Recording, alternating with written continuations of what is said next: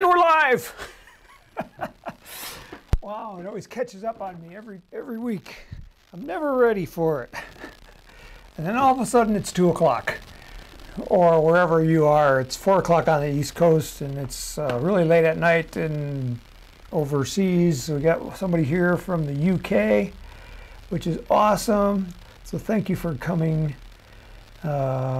You can happily take the rain from England, says 3D printer guy. Yeah, here in Colorado, we've been in a severe drought for years. We just get sporadic rain, and it's never enough. We're killing trees left and right. We have water restrictions. We have got everything. It's it's like a biblical plague here, but we are enjoying rockets, and this is RockSim Live. This is where we talk about RockSim software, RockSim Pro, and the launch visualizer, and this is where we answer your questions that you might have about using any of those applications. My name is Tim Van Milligan. Okay, so let's get started. I've got a computer monitor over here, and this is where I am looking. Every week I have microphone problems, and the first comment is, "I can hear Tim, I must be dreaming," which is reference to the problem that every week we have with the microphone. So I'm glad the microphone is working. I did bring a spare microphone, a USB microphone, just in case my lapel microphone's not working, but apparently it is, so great. We have somebody, Fat Bank from Texas. Cyrus Space, it's 2200 hours in Germany, 10 o'clock at night. Wow, you guys are up late on a Friday night. 3D printer guy is in England. He's got 9 p.m. Wow, you guys are dedicated. Glad to have you here. So where do we get started? If you have a question, go ahead and type it into the comments, and I'll answer. 3D printer guy says we have about 100 meters worth of string and send a rocket car flying down. Last one went 82 miles per hour. Oh, okay, he's launching rockets horizontally on a car. Okay, I get it. Okay. If you are unfamiliar with RockSim, let me show you my desktop here. You get RockSim at Apogee Components. This is our website, www.apogeerockets.com. And I got to turn off this because I'm getting pop-ups popping up on me. Got to quit some things. Okay. Apogeerockets.com is our website. When you get here, we have this banner bar at the top, and if you scroll through the banner bar, you can find RockSim. You can find kits. You can find the launch visualizer. This is the quickest way. It's also available at rocksim.com. And our newsletter. And we like people to sign up for our newsletter. We don't spam. We send out one email a week on Tuesdays.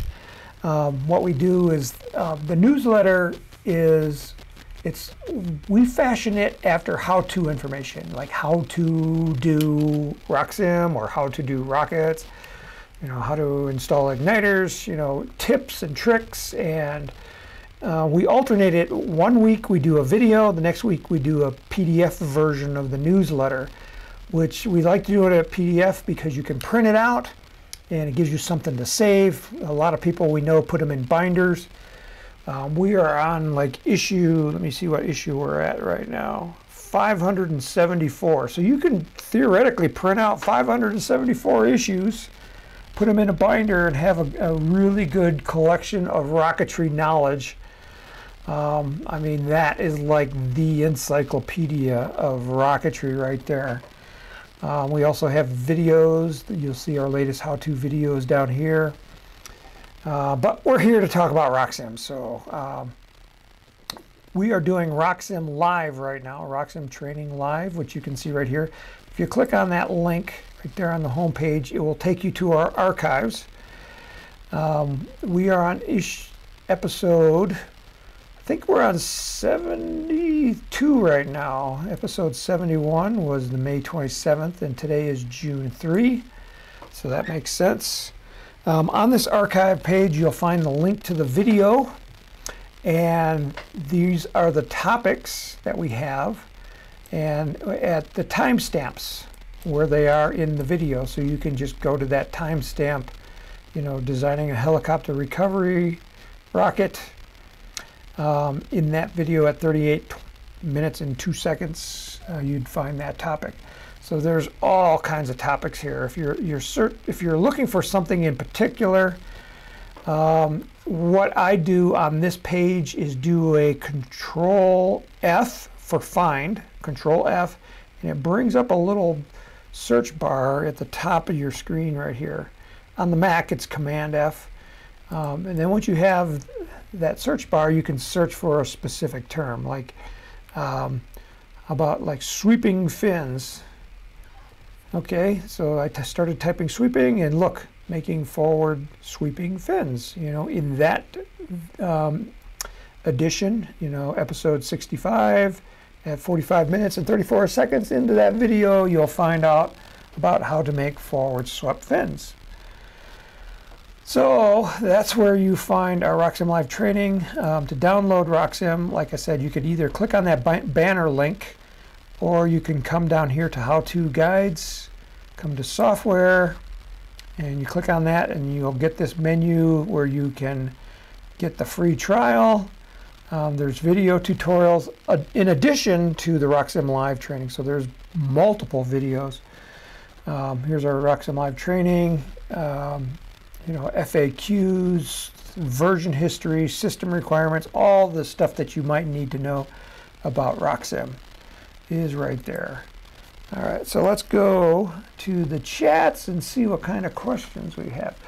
Oh, there was one question that came in via email, so I'll answer that one, and that was from Carlos.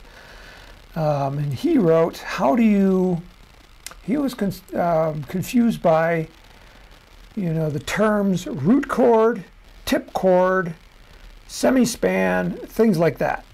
And those all have to do with trapezoid-shaped fins.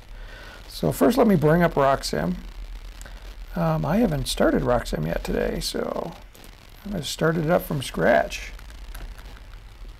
Okay, this is what it looks like when you start. You get this splash screen, and if you don't like to see it, just hit the escape key, and it will just disappear as quickly as it appeared. Now let me make sure that we're seeing the screen here. Okay, I don't want to cover up my face down here in the bottom, or I don't want my face to cover up important information that's here. Okay, so to open a design, click on the File Open button right up here. We had another question from somebody that asked, where are the RockSim sample files? And they are located in the RockSim design folder. Let me show you how to get there. First you gotta, I'm on the Mac, but on Windows it's pretty similar. You gotta go to your applications, where all your applications are stored. On the Mac, it's in the Applications folder, which is right here in the menu. On Windows, you'd go to C drive, and then the folder called Program Files, in parentheses, x86. I have no idea what x86 means, but that's where they're stored. And then you would sort it by name, so it's alphabetical, and then come down to the RockSim. And I've got many versions of RockSim on here.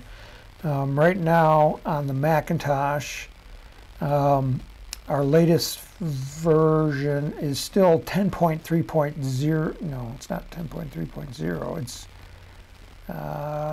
yeah, I guess it is 10.3.0 F63. But there's a new release that I'm using that we haven't released for the Mac yet, and that's because we having problems with Apple Computer.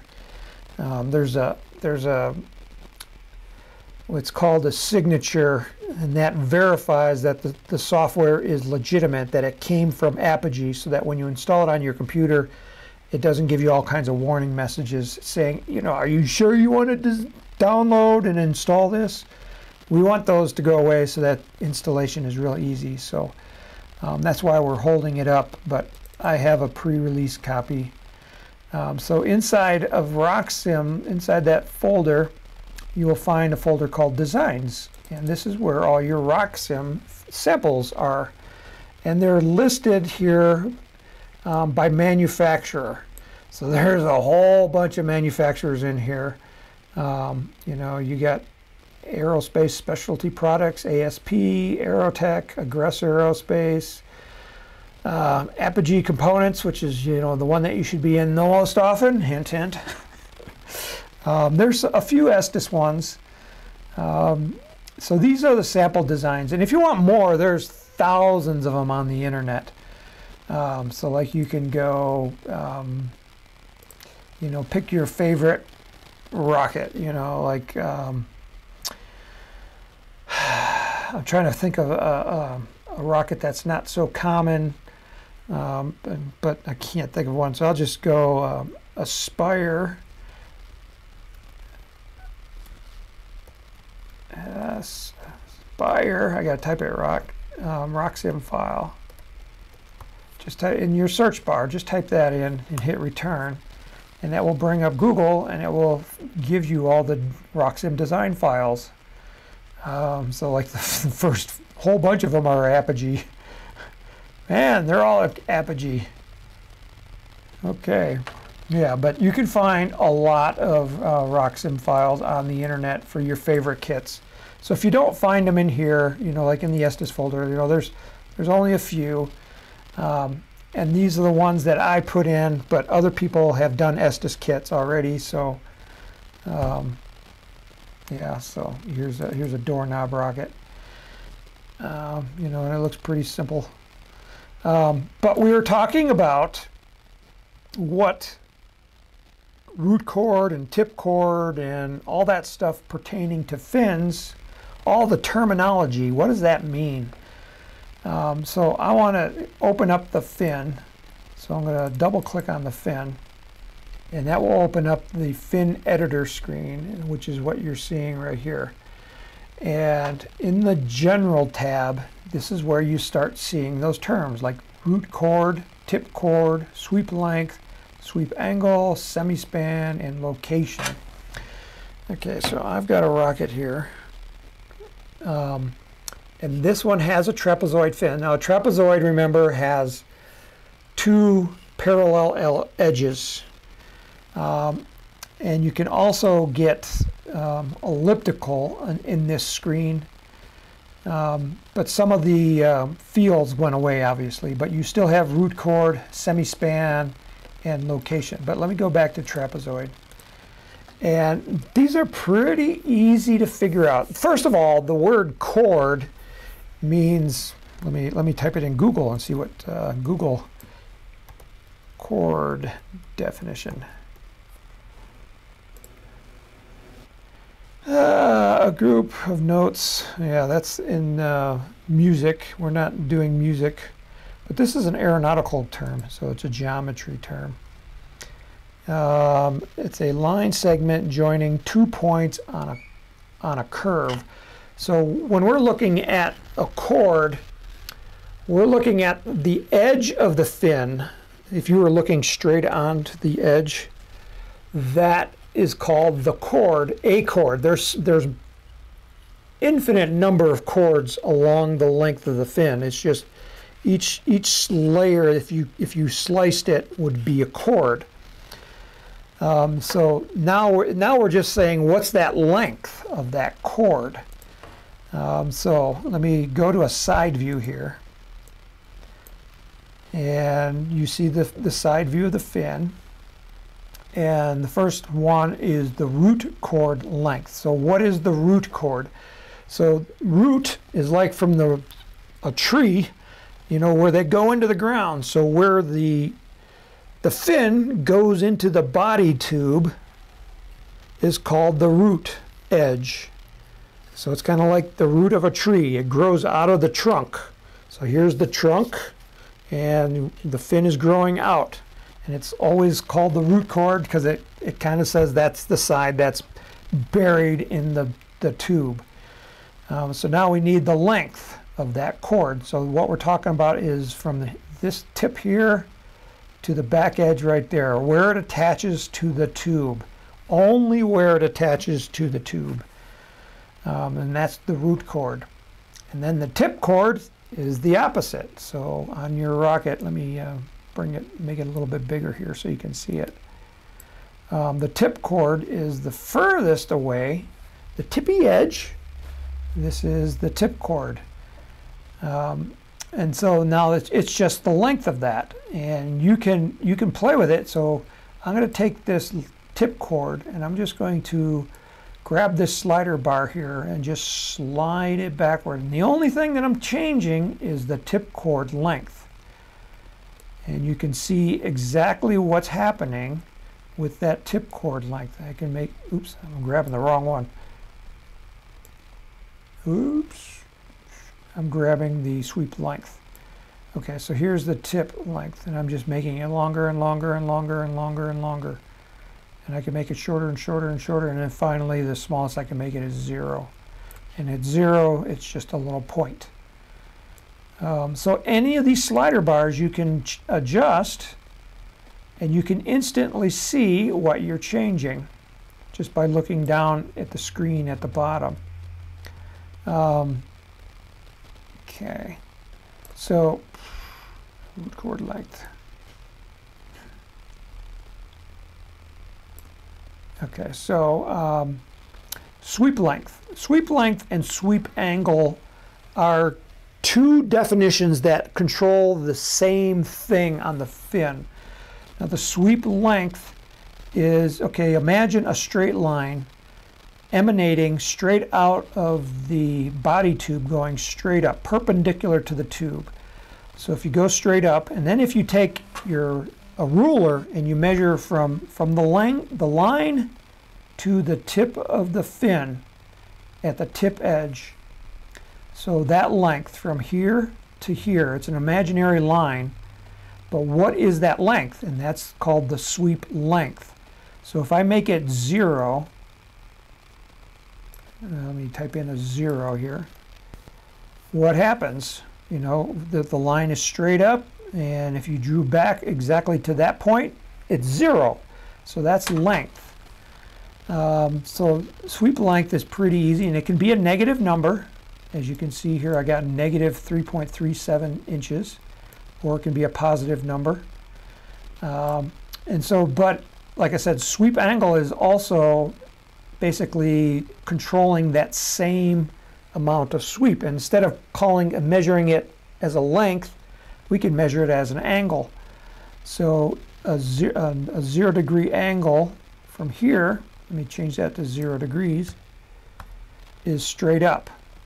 So we're measuring from this line backwards. And let's make it, the biggest we could make it would be 90 degrees. And let's type in 90 degrees for this angle. And as you can see, it doesn't like 90 degrees. Let's try 89. You can see it's the sweep angle is almost flat. It can't do flat. I could probably do 99.9 though. No, well, you can see it did it, but they're way out here. It's just too far. But that is sweep length. So when you change one, you're actually changing both of them. Okay, and then the semi-span is the distance from the body tube out to the outer edge, to the tip edge. It's just measured straight down. So if I make the semi-span 0, it doesn't like 0. Let's make it like 0.5. See, here's 0.5. So this is measured from here to here is 0.5. I got to turn my phone off because somebody's texting me. Okay. Yeah, so that is semi-span, and you can take the semi-span slider And as you can see, RockSim is redrawing the rocket on the fly, making the semi-span. Right now I have a semi-span of 20.75 inches, so that's from the tube all the way out here to that tip edge and anything in between. So hopefully that gives you the definitions. If I change it to elliptical, the root chord, again, the root chord is that length there along the body tube. The semi-span is from the body tube out to the furthest tip, and that's really all that we can change. Now the location is where on the tube the fin is located. And right now it says the location is 0, but there's a reference point. You got to remember what this reference point is. And somebody emailed me this question also this week. He was changing the length of his rocket, and the fins weren't staying attached to the rocket where he wanted them. They were kind of floating around. And the reason for that is right here. It's where the fin is referenced from. And right now our reference point is from the base of the owning part. Now these fins are owned by the tube. That means that they're attached to the tube. That's the attachment. And we're saying we're 0 inches from the base of that part. So right here is 0 inches from the base of the owning part, which is that tube. And your other option is you can make it from the front of the owning part. So now you see the number changed. We went from 0 to 13.62 inches. So it's 13.62 inches from that point right there at the base of the nose cone to the front edge of the fin. And then the third one is from the nose tip. So now we're measuring from way out here to the front of the fin. So it's pretty easy. You just take the slider bar and you can slide it around, and you can see these numbers are changing right up in here. And if I make it from the base of the owning part, that's there. Change it back to 0, and you can make it. You can make these numbers negative as well. So you just have to type it in. So I can make it like a -3 inches. And what happens is now it's measured 3 inches from here to here. And putting in negative numbers is a useful trick in RockSim because it allows you to do things that you normally can't do. So like, for example, I can, if I go from the front of the owning part and I make this a 0, where's it going to put this fin? When I hit the tab key, whenever you enter a number here, you got to hit the tab key, and it will jump. That kind of tells RockSim that you're done typing. Now let's see what happens. So when you type in a 0 from the front of the owning part, it's right here. But now if I make this a negative number, where's that fin going to go? So -3 inches from the front of the owning part. You can see that it moved way out here. And if I zoom in a little close, you'll notice that the fin is not following the curvature of the nose cone. But we can actually, RockSim will allow you to do this. And if you want it to follow that edge, what you've got to do is grab the slider bar right here. And as soon as I grab the slider bar, you can see that it followed the edge right here. It's doing something weird back here, but it is following the edge right there. And then from this point, if I move it around, I think it's because it has a fin tab right here. And that fin tab, let me turn that fin tab off. That's through the wall fin mount. If I go to that tab, you can see that it has a tab here. So I'm going to turn all these to 0, and that will turn off that tab. And then hit tab, tells it I'm done typing. Then I'm going to go back to the general tab. And if I grab this location, okay, there, well, it doesn't know what to do with a trapezoid or an elliptical fin. Let me go to trapezoid. Oh, okay, that's kind of weird. So here's a trapezoid fin.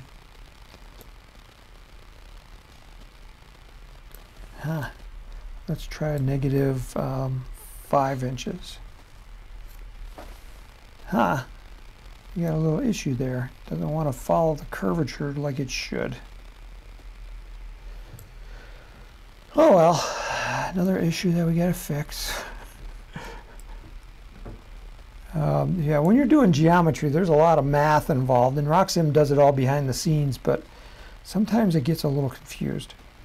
Okay, so that is the definitions of root chord, tip chord, sweep length, changing the location. Oh, one of the things is the fins not following where they should when you change the length of the tube. So if you have the fin location specified from the front of the owning part and click OK, and then if I go to edit the body tube, so I'm going to go here to Rocket Design Components. I could also just double click here, or I could double click here, and that will open up the editor of the body tube. So now watch what I do when I change the length of this body tube. Now the fins are referenced from the front of the body tube. So if I change the length of the body tube, the fins, they look like they're moving, but actually they stayed the same because they're still the same distance from the front of the part. If you want them to move like the engine mount, then you need to reference them from the base of the part. So let me cancel this. And then go to the fins again, open the fins, double click on it, and I'm going to just, the only thing I'm going to change is from the base of the owning part. Click OK. Now I'm going to edit the tube again, double click on it, and now as I change the length, the fins follow the length of the tube. So that's your little shortcut to make sure that your fins stay in place when you adjust the length of the tube. And so all the parts that are attached to the tube will have that location field. And so like there's a parachute, there's a launch lug, there's an inside tube, there's centering rings, there's engine blocks, there's mass objects. They can all be referenced from the base of the owning part. And on this design, they obviously are, because when I'm changing the length, you know, the only thing that's changing, you know, everything is referenced from the base so that it stays the same distance away from it. Okay, so that is another nice little tip to learn. Okay, so let me go back here to my comments. There's a whole bunch of comments that came in. Let's see what kind of questions we have. We have Tom, says, good afternoon from Virginia.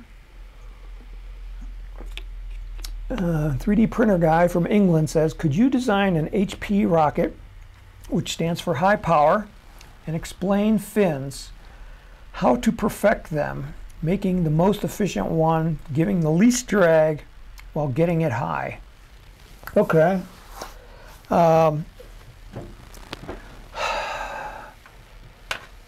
This is a question that's always hard to answer because it has to do with drag. You know, if you want to make them the most efficient, what you're and by efficiency, you've already specified that it means going as high as possible.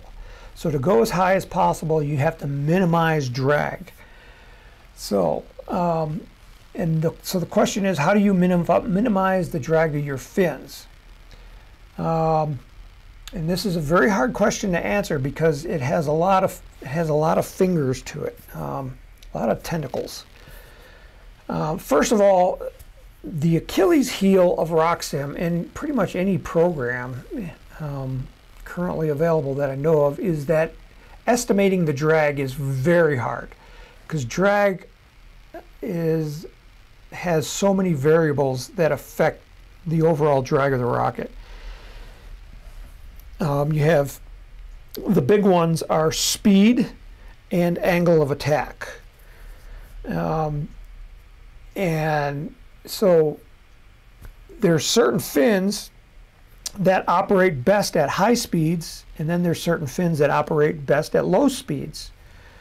And that has to do with the chord shape. Remember that chord?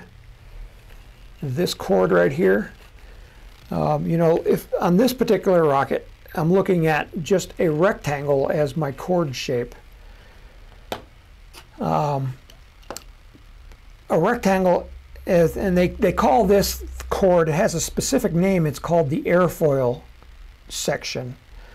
And a rectangle is a pretty poor airfoil section at any speed, but we use it in rocketry because it does work and it's easy to build.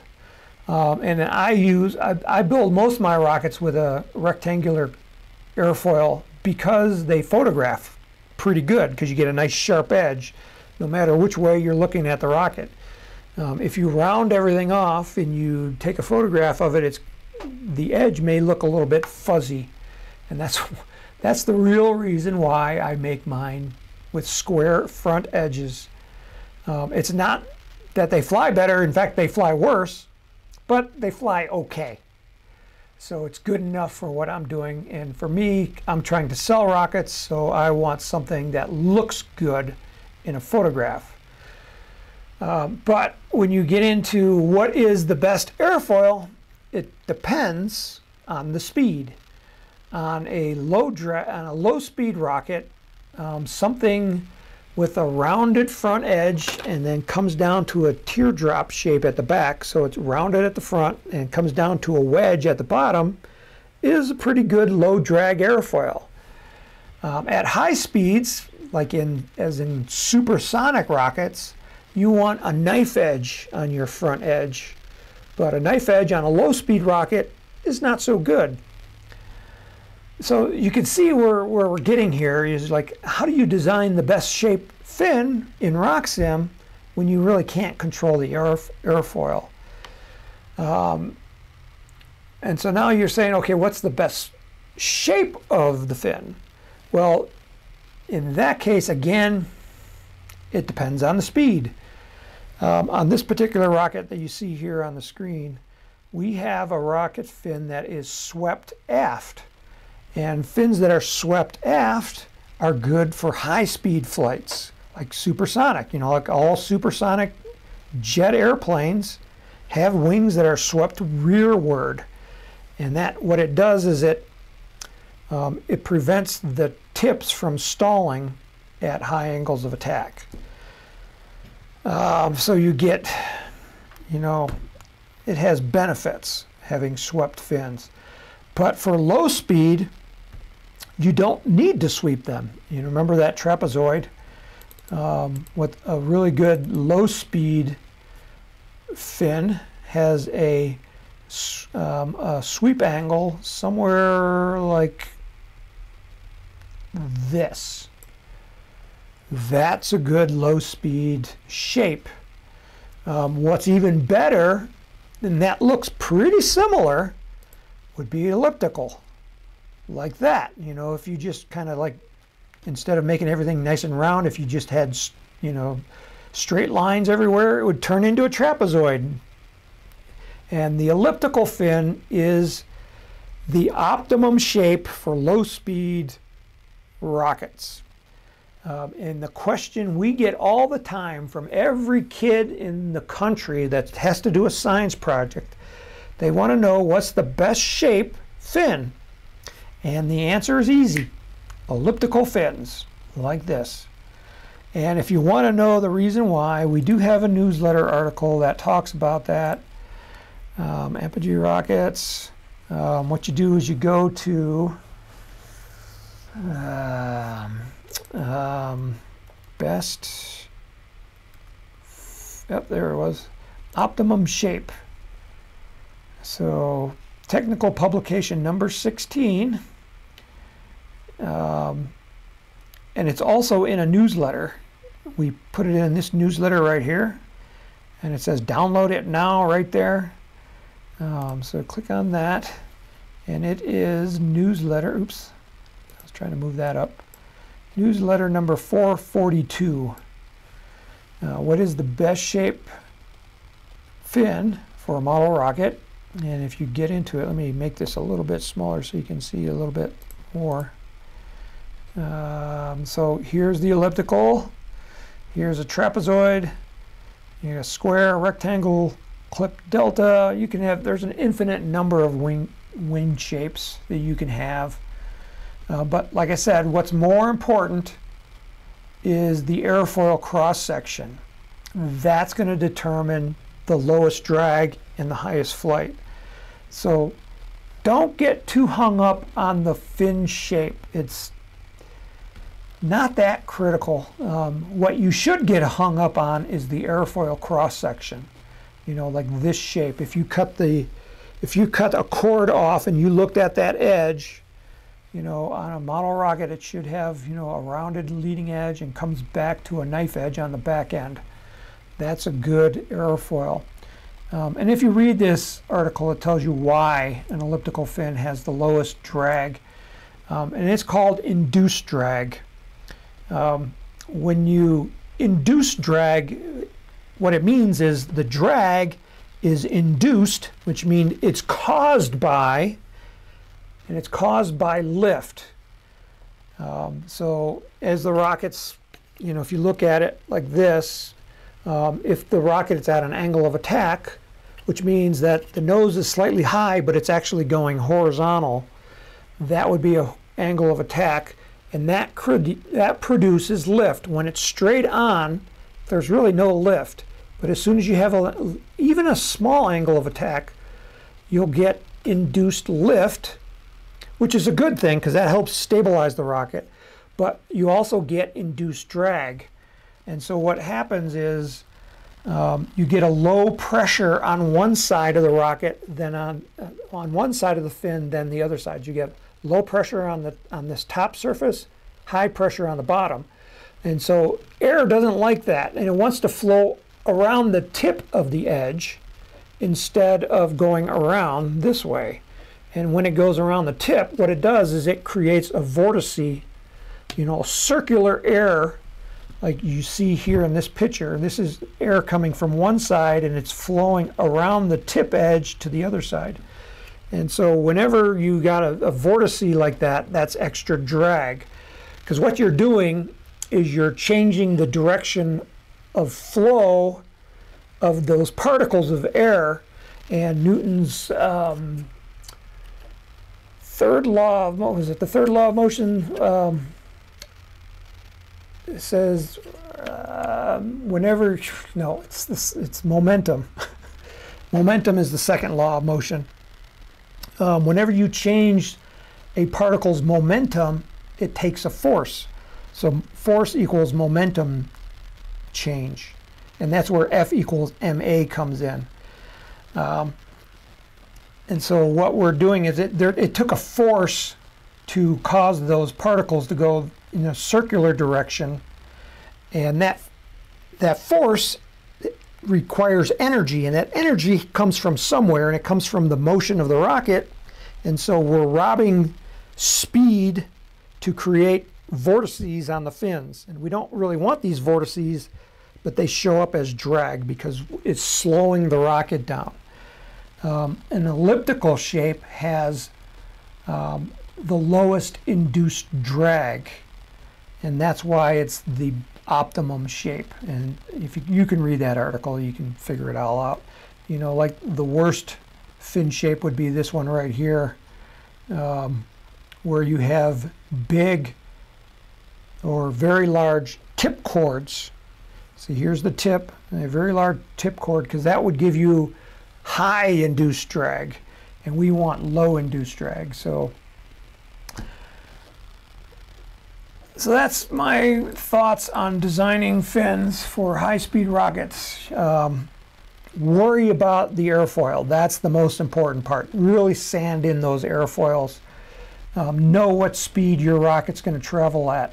If you're going to go supersonic, you might want a supersonic airfoil. You know, with a, you know, you've seen them on rockets like the Nike family of rockets, like the Nike Smoke.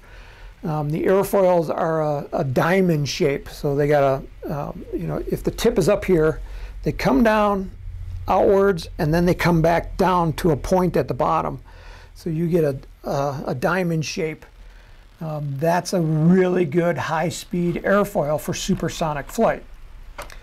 So you use RockSim to find how fast your rocket's going to go, and then start worrying about your airfoil shape, because that's the most important thing. That was a long discussion.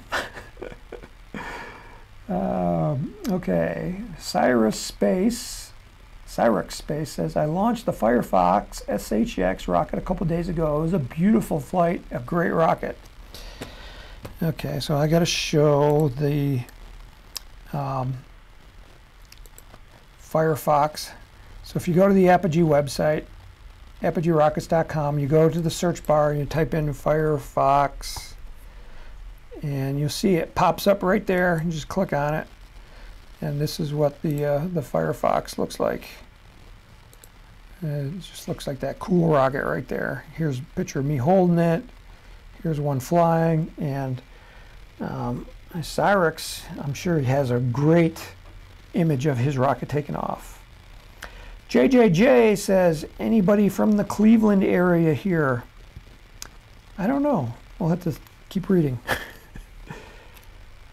3D printer guy, I did my G84 rocket also since you were last live, and man, it went far. You could feel the power. It was great. Yeah, G84, that's a high power motor. At least it requires high power certification here in the United States, because it's greater than a G80. Tom writes, does RockSim always assume that fins are aligned vertically? If the fin was to be canted, what flight data will RockSim predict? Okay, so that's a question I can answer. So in this rocket right here, yes, the simple answer is, in RockSim, the fins can't be canted. They always have to be parallel to the body tube that they're attached to. So you're not going to see roll stability in RockSim. And the reason for this is because RockSim is a 3 degree of freedom program, and that means it calculates the direction of the rocket in 3 directions. And the one is up and down, so that's one. And then the next one is this way, you know, kind of like into the wind or away from the wind. So that's the second direction. And then the third direction is pitch. So it's a rotation direction like that. So you got up and down, upwind, downwind, and pitch. If you're going to cant your fins, you need 6 degrees of freedom. So you need roll. So roll would be another direction. Yaw, well, if pitch is this way, yaw would be into your screen or out of your screen. So that's 5. And then the last one is, it can be translate crosswind, this way or this way, where the wind is coming this way, we're going into or, you know, across the wind. So that's 6 degrees of freedom. If you want to do that, then you need RockSim Pro, or we call it RS Pro. Let me launch RS Pro. The launch visualizer also will calculate roll stability, but you need to create a design that has canted fins, but you can only create those in RockSim Pro. So I'm going to open up that design that we were just looking at. That was the Estes doorknob. So again, if you recall, applications folder, you'll find the RockSim folder. And then inside of there, there's the design folder. Open that. Then I'm going down to Estes, and we have the Estes doorknob. So I just want to have the same rocket that we were just looking at. You know, it looks pretty much identical. So in RockSim Pro, I can cant the fins. I can cant them in the back end, but you're not going to see it in the front end. So you're not going to see it in the user interface where these fins are canted. But I can cant them anyway. And I can do that by going here to the fins, editing the fins, double click on them, and here's where RockSim and RockSim Pro are different, because they both have radial position, but under the radial position in RockSim Pro, you'll see a fin cant angle. This is not in RockSim. It's only in RockSim Pro. So I can cant them. So like maybe I gave it a 5-degree cant, and then I need to set where the pivot point is. So if I look at my fin, am I going to pivot at the tip? Am I going to pivot in the middle? Or am I going to pivot at the back? It really doesn't matter that much. On this fin, it has a root edge of 4.5 inches. So the middle of that fin, right here in the middle, would be half of that, which is 2.25 inches. So I'm gonna make my pivot point here 2.25 inches, 2.25, and hit tab. That tells RockSim I'm done typing. If you look at the 3D image of the rocket, it looks identical. The fins still look like they're straight along the tube, but in the back end, RockSim knows that they're canted. And so now, if I launch this rocket, like Tom was saying, is that going to roll the rocket? And the answer is yes, in RockSim Pro. So what I'll do, so we got the rocket. I'm going to save it as a different name. Save as doorknob, canted fins, and I'm going to throw it on my desktop just so I know where it's stored. Hit save. Now we're going to launch it. So to launch it, you go up here, prepare for launch. We're going to choose an engine, and I would like something that has fairly good long burn to it. So I'm going to go here to the burn column, how long the motor burns for, and I'm going to sort the list by the burn time.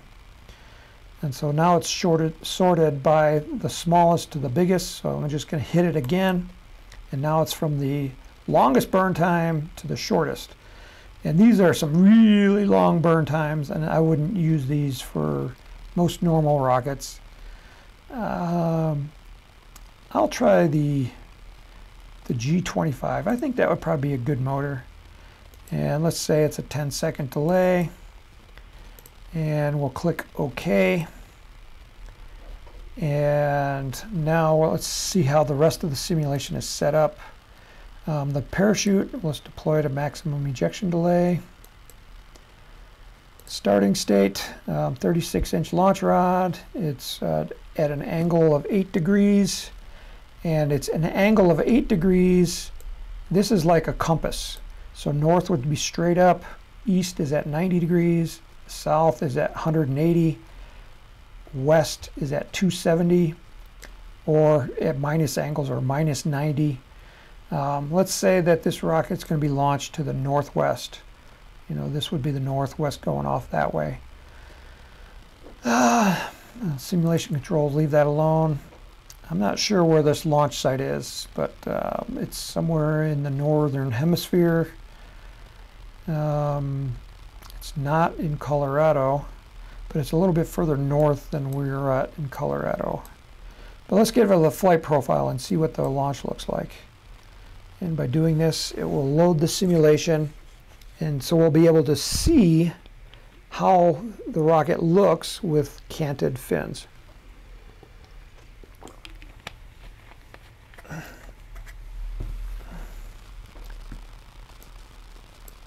Okay, so here's the rocket sitting on the launch pad, and I can't tell where I am, so I'm going to zoom out using the scroll wheel on my mouse.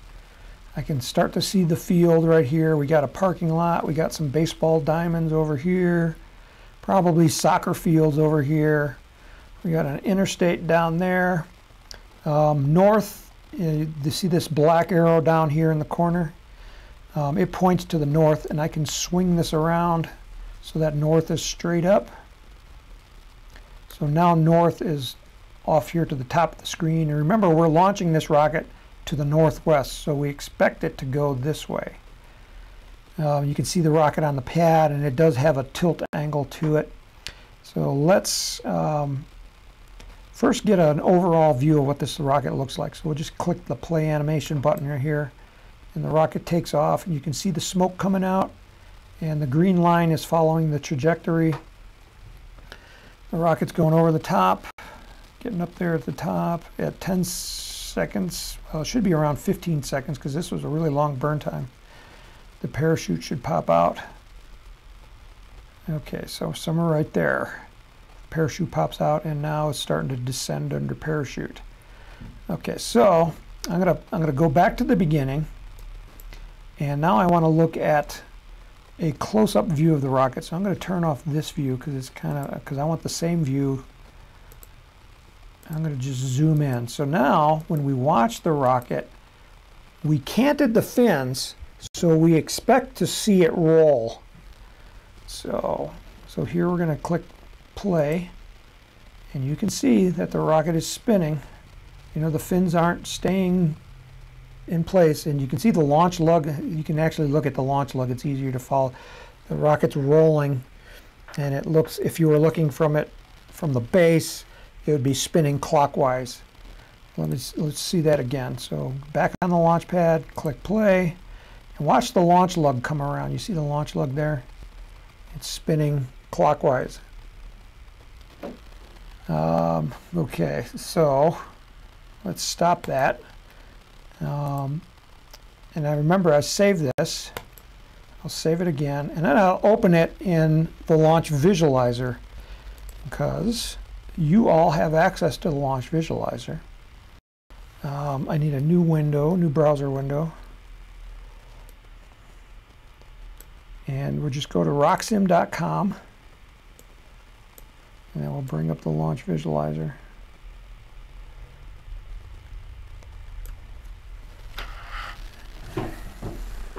And what we're going to do is we're going to load this same rocket into the launch visualizer, and then we can see, we can see the exact same thing. It's still loading.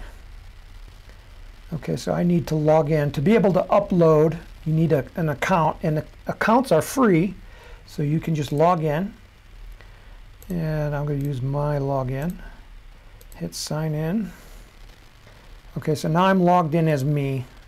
And so if I go back up here, you can see I'm logged in under Tim Van Milligan. And then I come right here and I can say upload new rocket. And I say, well, browse for the rocket. And it will look on my desktop. Here's my desktop. And I want that Estes doorknob canted fins. Open. And click upload, and it was uploaded successfully. And then it's going to redraw the rocket right here on the pads. So there's the rocket, and now this has been saved with canted fins. So let's choose a launch site. And I think that launch site was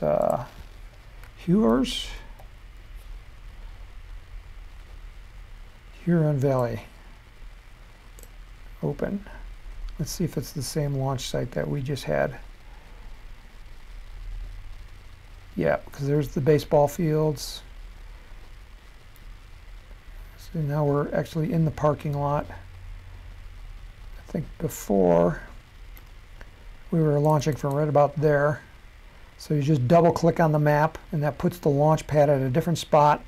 And let's say confirm that launch site, so click that button there. Okay, so that's our launch site. And then we were flying with a G25, was it? We were like 8 degrees from vertical, somewhere around there. And we were aimed to the northwest. And, okay, choose an engine. I don't remember what our winds were. I think I want to find that G25, so I'm just using the search bar up here at the top. Here it is, G25, and it was a 10-second delay. Click OK. All right, so we have the G25 loaded, 10-second delay. Make sure our parachute is deployed at max ejection delay, and then just click launch. And why is my simulate button not active? I think we have a problem here.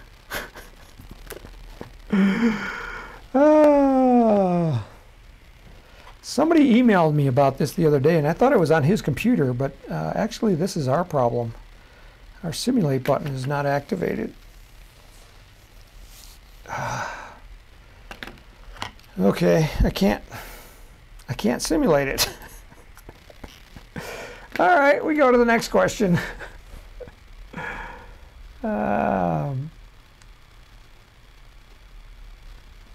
Cyrix Space says, I assume that it's possible to switch to SI units in RockSim because Imperial units don't make sense here. I can't remember where Cyrix was. Was he in Germany? Yes, he's in Germany.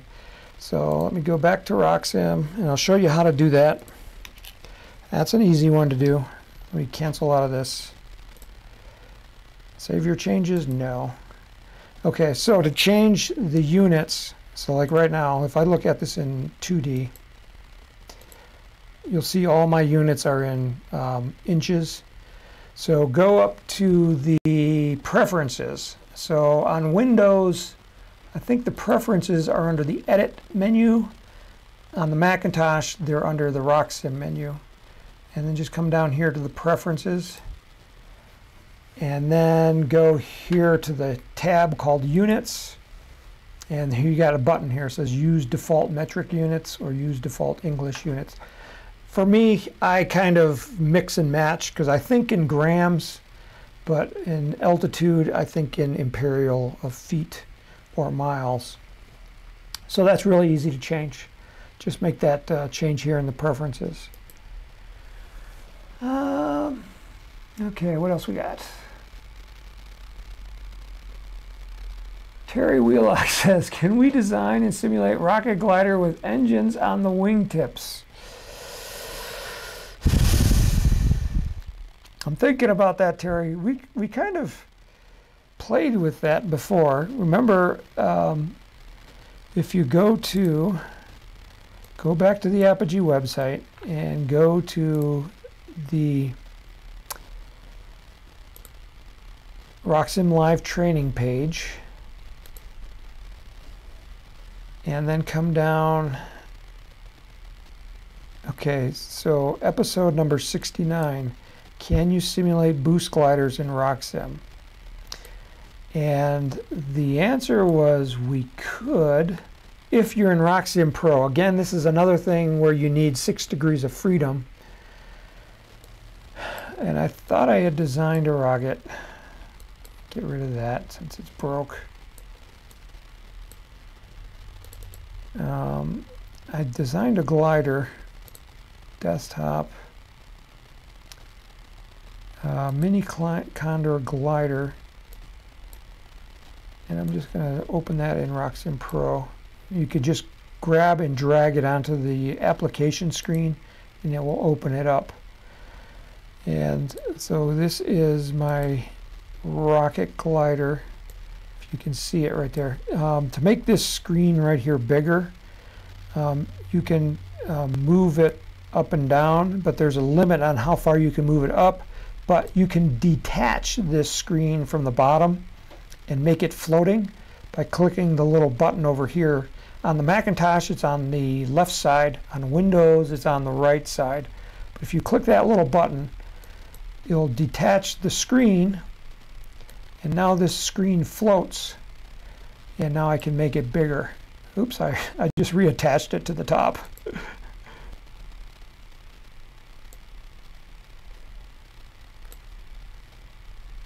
Okay, so here's my boost glider. And his question was, can you put the motors on the tips? And I've never tried it, but I'm thinking that you might be able to. You would have to put those motors into pods, and the pods you can put anywhere on the rocket. A pod is a collection of parts on the outside of the rocket. And I think you can put those on the wingtip, and so yes, you might be able to have them out there and design a rocket like that. I think that would be cool, Terry. I'd like to see you do it. Don't depend on me to do it. You can do it. I know you can.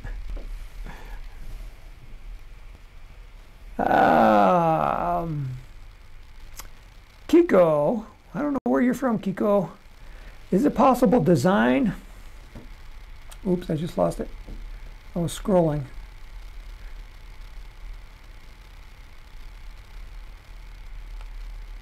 Is it possible to design water bottle rockets? I have a final in my physics class and I'd really like to test out certain ideas. RockSim needs to transport, a rocket needs to transport cargo and land back safely. That's a hard question. But the answer is, if you are willing to work at it, the answer is yes, it can do water rockets. Okay, so to do a water rocket, okay, so I got this screen here. Let me reattach it. So to reattach it, you just drag it, and I just reattached it to the top. You can attach it to the top or attach it to the bottom. See, when I move it down here, you see the screen jump. That means I can let go and it will attach right there. Oops, it didn't attach. There it goes. All right, so I'm just going to minimize that. I'm going to be back in RockSim. Actually, I want to go to the Apogee website because there's a faster way for me to do this. Go to How-To and Guides. Come down here to Peak of Flight newsletter. Then come over here to All Newsletters. Click on that. And then this gives you all of our newsletter articles. Like I told you, we're on newsletter 574, which came out last week. And I did an article on how to do water rockets, and it's in one of these newsletters. And so which one? So this is a quiz. How do you find something on the Apogee website on a specific page? If you remember, do a Control F on your computer or Command F on the Macintosh, and it will bring up a little search bar up here at the top, and just type in a word, like maybe like water rocket. And there it is, newsletter issue number 219, Create Water Rockets in RockSim. So if you open that up, what it will tell you, here's the start of the article. So that's kind of what a simple water rocket looks like in RockSim. But what you'll need, though, is a thrust curve for your water rocket. And creating that is the hard part. Like I said, this is going to require some work. So if you want something that's like done for you, it's not here. You got to do it yourself. You got to create this thrust curve and put it into Engine Edit. So this article explains how to do it, how to create the thrust curve, and then you load that into RockSim, and then you can run your simulation. And I think I did have some sample designs in here. See if I can find a link. I'm just scrolling through this article here, see if anything jumps out at me being a link. Okay, so here, download the water rocket design file from RockSim right here at this link. So you just click on that, and it downloaded it, and it opened it here. Okay, and so in the folder you get the rocket and you get an engine file. So if I'm in RockSim, remember to open rockets quickly. First you have RockSim open. You have that, oops, not that screen. That one. You have your browser open, and then you can just grab the rocket and then just drag it onto RockSim. You let go, and it's going to ask me, do I want to save that one? I say no. And oops, and it just crashed.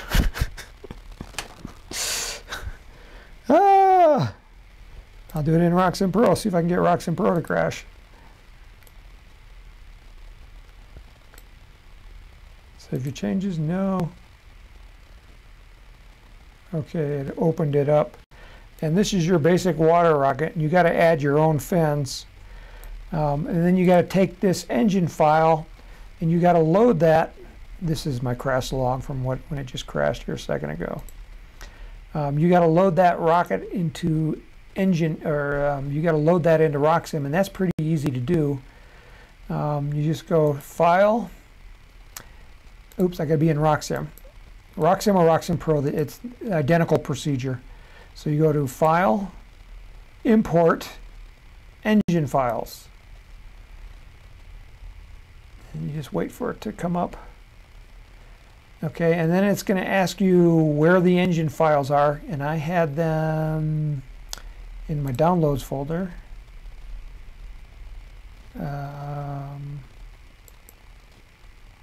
Allow.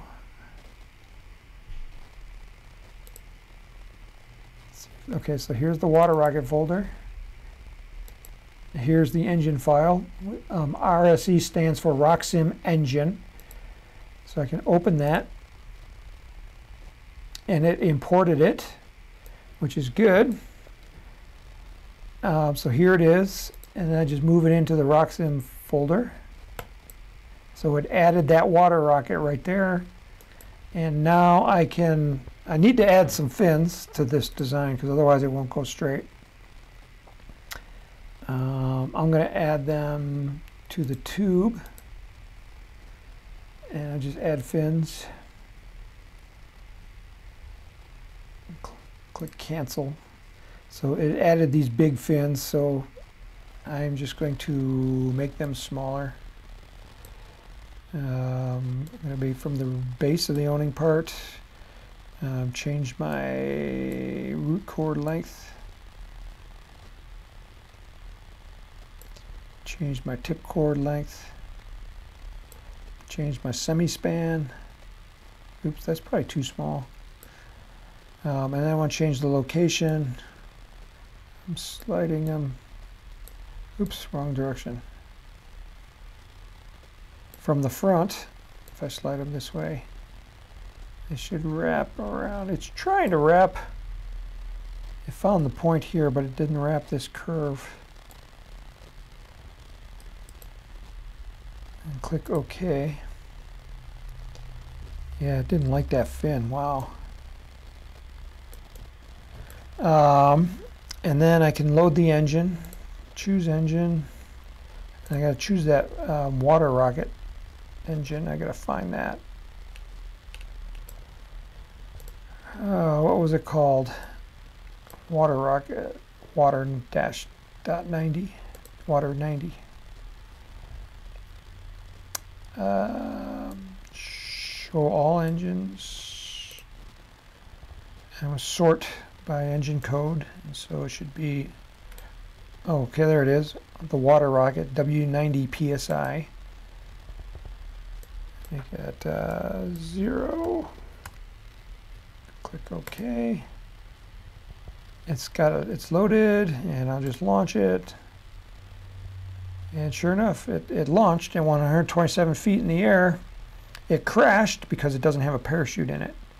But at least you can get some data, so you can do water rockets, and I've kind of give you a sample design from that newsletter article. So that newsletter article again was issue number 219. So if you're on the Apogee website, to find that newsletter, go to How To and Guides, come down here to Peak of Flight newsletter, come to All Newsletters, right there, and then just scroll down until you get to 219. So we're starting at 574, and if I scroll down, I'm in the 300s, getting closer, issue number 219 right there, and then just click on that and they'll get you that newsletter article. Oh boy. We got a lot more comments here, but I don't think I'm going to get to them all because we're already out of time.